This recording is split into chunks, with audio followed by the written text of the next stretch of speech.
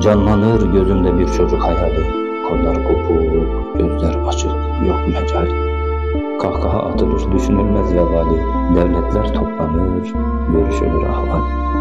Ufuklara dalar hayalim, mahzunum. İhtiyar, kadın, çocuklar ölmekte.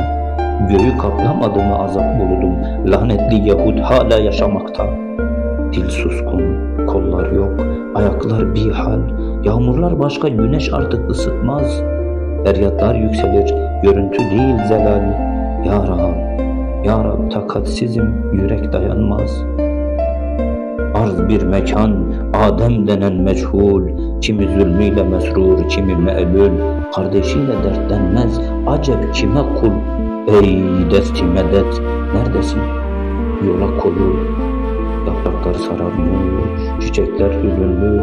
Seyreyler hümanist alçağı bu zulmü. İner elbet bir gün Rahman'ın hükmü.